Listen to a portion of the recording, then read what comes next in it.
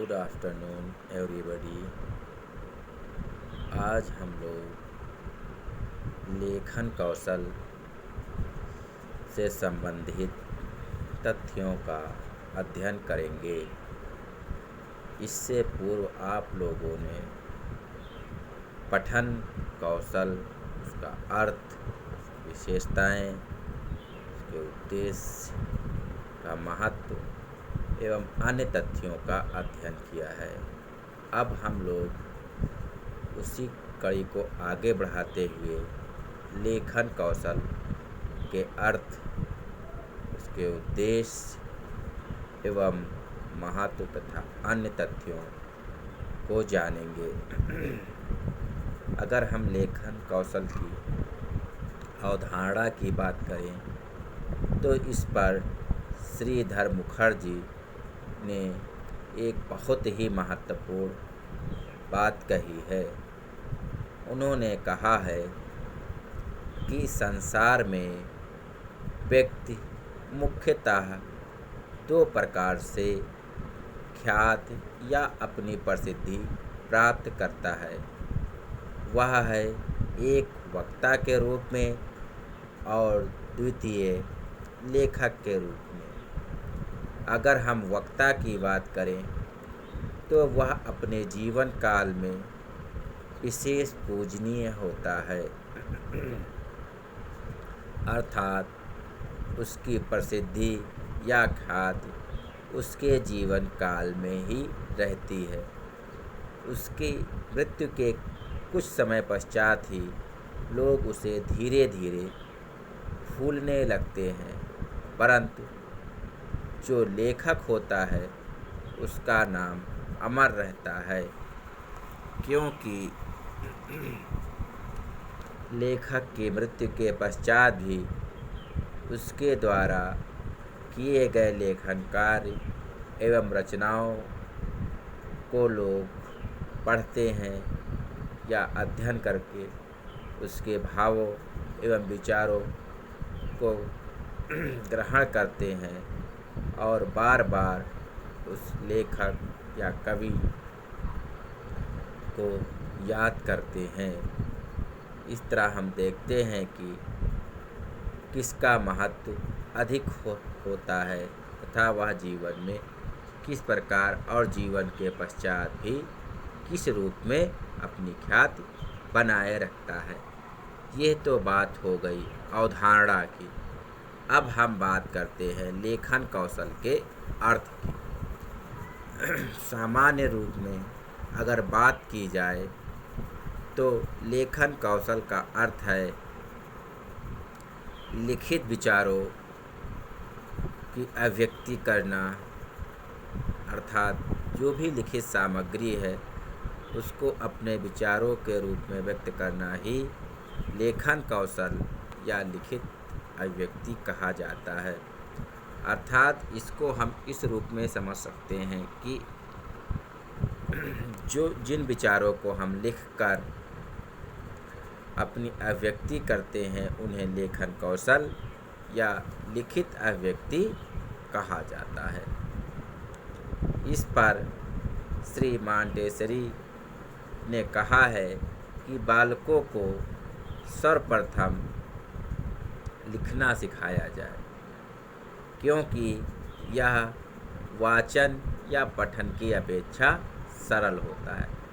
अर्थात मॉन्टेसरी महोदया ने वाचन से पूर्व ही लेखन पर बल दिया है और उसके महत्व को इंगित किया है। अब हम बात करते हैं लेखन कौशल के उद्देश्य की। लेखन कौशल के अगर उद्देश्य की बात की जाए तो सर्वप्रथम हम बात करते हैं लिपि सिखाने का उद्देश्य, जिससे विद्यार्थी अपने जीवन में जो क्रियाकलाप हैं उसको सरलतापूर्वक कर सके। अर्थात जब तक आप कोई भी भाषा हो उसकी लिपि को नहीं जानेंगे तब तक आप लेखन कार्य नहीं कर पाएंगे। अगर आप लेखन कार्य कर लेते हैं तो आपके भावी जीवन में आने वाली समस्याओं का समाधान आप सरलतापूर्वक कर सकते हैं।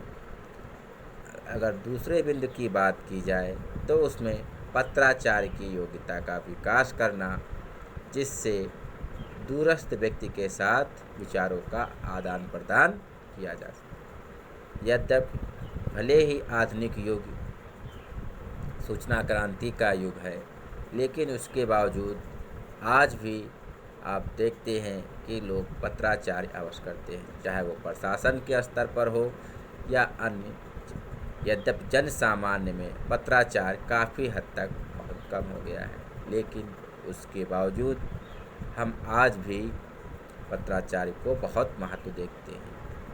आप देखते हैं कि हम लोग ऑनलाइन न्यूज़ या अन्य चीज़ें कितना भी पढ़ लें, उसके बावजूद हमें समाचार पत्र का इंतज़ार रहता है, क्योंकि जो बात पत्राचार में होती है वह आप ऑनलाइन माध्यम से नहीं प्राप्त कर सकते हैं। अगर नेक्स्ट के बिंदु की बात की जाए तो लिखित भाषा ज्ञानार्जन का सशक्त साधन मानी जाती है। देखिए, अगर आप कुछ सीखना चाहते हैं तो बड़े बड़े शिक्षाविद भी इस बात पर बल देते हैं कि आपको चीज़ों को लिखित रूप में करना चाहिए। इससे आप सरलतापूर्वक चीज़ों को सीख सकते हैं। हो सकता है जो चीज़ें आप मौखिक रूप में सीखते हैं उनको कुछ समय पश्चात आप भूल जाएं, लेकिन जो चीज़ें आप लिखित रूप में करते हैं वो अधिक समय तक स्थायी रूप में बनी रहती हैं। अगर नेक्स्ट बिंदु की बात की जाए तो लिखित भाषा शिक्षण से विद्यार्थी या प्रशिक्षु अपनी सभ्यता और संस्कृति से परिचित होता है। हम जानते हैं कि दुनिया का प्रत्येक देश की अपनी सभ्यता और संस्कृति होती है, और कई बार ऐसी स्थिति आती है कि लोग आधुनिक युग में अपनी सभ्यता और संस्कृति को भूलने लगते हैं। ऐसे में यदि लिखित सामग्री के रूप में उनकी सभ्यता और संस्कृति होती है तो वो पुनः ज्ञानार्जन कर लेते हैं, अन्यथा बार बार उन पर उंगलियां उठाई जाती हैं। अगर नेक्स्ट बिंदु की बात करें तो वो है लिपि भाषा का ज्ञान प्रदान कर विद्यार्थियों को अन्वेषण के योग बनाना। अगर आपको अपनी लिपि का ज्ञान होगा, अपनी भाषा की लिपि को पकड़ होगी, तो आप उससे नए शब्दों, वाक्यों, अन्य चीज़ों का अन्वेषण कर सकते हैं, उस पर अन्य लिपि का आगे विकास कर सकते हैं, बहुत कुछ हो सकता है। विद्यार्थी में चिंतन मनन योग्यता विकसित कर उसका मानसिक विकास करना। अगर अंतिम बिंदु की बात की जाए तो वह है लेखन कार्य द्वारा सामाजिक संपर्क बनाने के योग्य बनाना। जब आप लेखन कार्य करते हैं तो बहुत से व्यक्ति आपसे जुड़ जाते हैं, क्योंकि इससे वो आपके विचारों से परिचित होते हैं, आपके प्रत्येक महत्वपूर्ण तथ्य से वो अवगत होते हैं। अब हम बात करते हैं लेखन कौशल के महत्व की। अगर लेखन कौशल के महत्व की बात की जाए तो इसका सर्वप्रथम और महत्वपूर्ण बिंदु है कि दैनिक जीवन में उपयोगी। हम सभी जानते हैं कि लेखन कौशल का दैनिक जीवन में बहुत ही महत्वपूर्ण स्थान है। आप कितना भी चीज़ें मौखिक रूप में याद रखें, आप बार बार चीज़ों को भूल जाते हैं। यहाँ तक कि अगर आप एक छोटी सी दुकान पर सामान लेने जाते हैं या वस्तुओं को लेने जाते हैं, तब भी आप एक पर्चे पर उन वस्तुओं के नाम लिखते हैं, क्योंकि अगर मान लीजिए कुछ कम वस्तुएं हैं तब तो याद रहेगा, अन्यथा अगर आपको 15, 20 या 25 वस्तुएं लानी हैं तो निश्चित रूप से आप कुछ न कुछ वस्तुएं भूल जाएंगे। ऐसे में आप दैनिक जीवन में इसका उपयोग देख सकते हैं। इसके साथ आप देखते हैं मोबाइल नंबर हैं या अन्य किसी व्यक्ति का पता है, हो सकता है तत्कालिक रूप में याद रहे, लेकिन उसके पश्चात आप भूल जाएंगे तो आपके सामने समस्या न हो, तो इसलिए आप उसको लिखित रूप में कहीं न कहीं नोट करते हैं। नेक्स्ट बिंदु की बात की जाए तो है दूर बैठे व्यक्ति से संबंध। लिखित भाषा के माध्यम से हम व्यक्ति से पत्राचार द्वारा विचार विमर्श करते हैं। आज भी अन्वेषण के बहुत से कार्य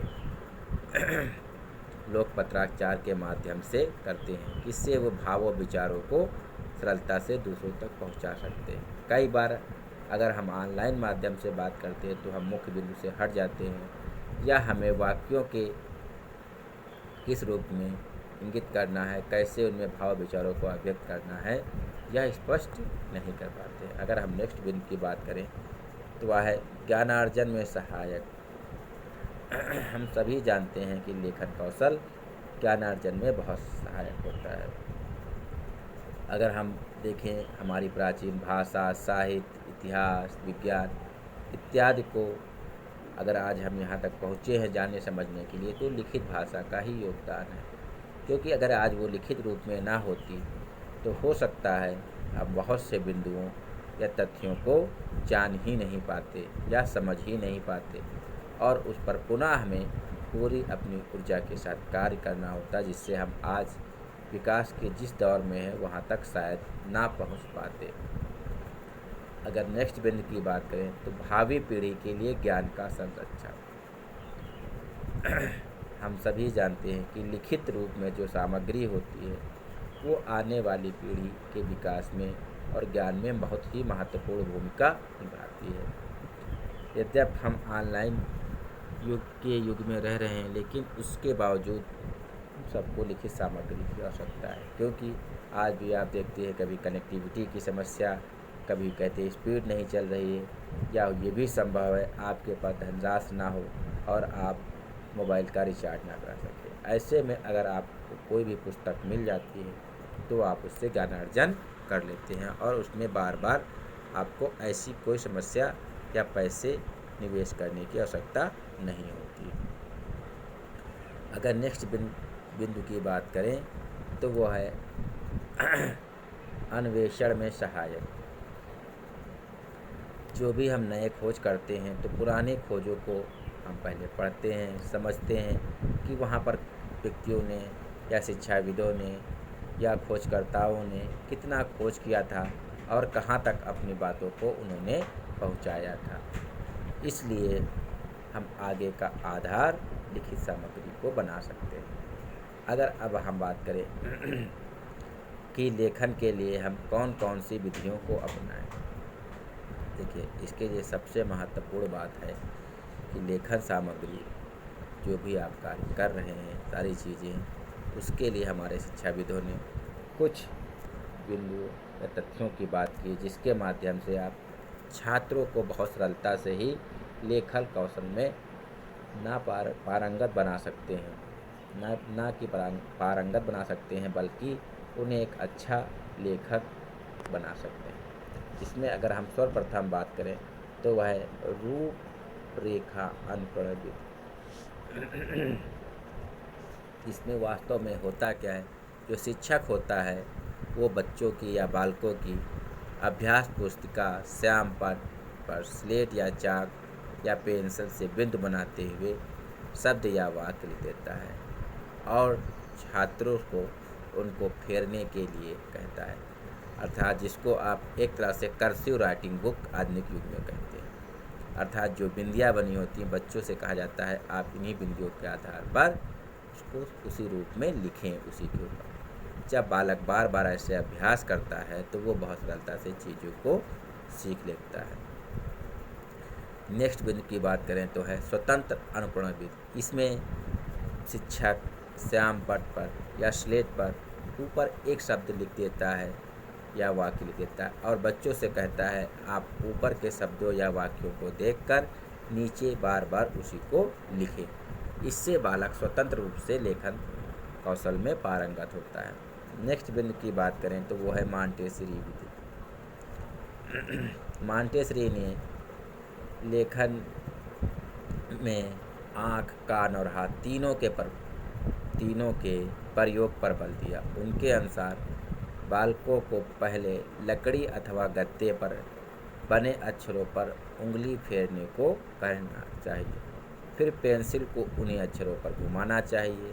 पेंसिल प्रायः रंगीन होती है। इस प्रकार अक्षरों के स्वरूप से परिचित होकर उन्हें बच्चे लिखना सीख जाते हैं। अगर नेक्स्ट और अंतिम बिंदु की बात करें तो वह है संश्लेषणात्मक विधि। इस विधि को रेखा विधि भी कहा जाता है। देवनागरी लिपि के सभी वर्ण रेखाओं तथा वृत्तों से बनते हैं। इस विधि में बालक को प्रारंभ से ही विभिन्न प्रकार की रेखाओं को खींचने का अभ्यास कराया जाता है, जैसे खड़ी रेखा, पड़ी रेखा, तिरछी रेखा, अर्धवृत्त, पूर्ण वृत्त। फिर रेखाओं को मिलाकर वर्ण रचना सिखाई जाती है। जैसे नाच सिखाना हो तो पहले एक खड़ी रेखा, फिर बीच में एक बड़ी रेखा, उसके पश्चात बड़ी रेखा के बाएं सिर पर गोलाई। इस प्रकार बालक ना बनाना सीखता है। अगर अंतिम विधि की बात करें तो तुलना विधि। देखिए, हिंदी भाषा क्षेत्रों में तुलना विधि उपयोगी मानी जाती है। बालक को तीसरी या चौथी कक्षा में मातृभाषा के लेखन का अभ्यास हो चुका होता है, अतः उससे तुलना करते हुए हिंदी भाषा शीघ्रता से सीखी जा सकती है। अर्थात वो दो भाषाओं से तुलना करता है या तथ्यों को जानता है। इस प्रकार अगर हम देखते हैं तो प्रत्येक भाषा में कुछ गुण हैं, अवगुण हैं। किसी एक विधि का अनुकरण लाभकारी नहीं होता। इसीलिए शिक्षक कक्षा कक्ष में विभिन्न विधियों को अपनाता है और बालक को उसमें पारंगत बनाने का प्रयास करता है, जिससे बालक अपने सभी प्रकार की समस्याएं जो लेखन से संबंधित है उनका निदान कर सके, उनका समाधान कर सके। क्योंकि कई बार हम देखते हैं बालक को मौखिक रूप में तो बहुत सी चीज़ें आती हैं, लेकिन लेखन में कभी वो वाक्य को ठीक प्रकार से नहीं लिख पाता है, कभी शब्दों को, कभी मात्राओं की गलतियाँ। इस प्रकार की ऐसी गलतियाँ जो बालक को भावी जीवन में भी समस्याएं खड़ी करेंगी, उनको ठीक करना एक शिक्षक की जिम्मेदारी होती है और बालक का यह कर्तव्य होता है कि उनको ठीक से सीखे। इसलिए प्रत्येक विधि को सीखना आवश्यक होता है। आज हम लोगों ने लेखन कौशल का अर्थ, उद्देश्य, उसके महत्व और लिपि लेखन की विभिन्न विधियों का अध्ययन किया। इसके पश्चात इससे जुड़े कुछ अन्य तथ्य हम नेक्स्ट कक्षा में अध्ययन करेंगे। अब आज की कक्षा समाप्त होती है। यदि किसी को किसी प्रकार की समस्या है तो वह कमेंट करके अवश्य बता सकता है या व्यक्तिगत रूप से फ़ोन करके भी पूछ सकता है। धन्यवाद।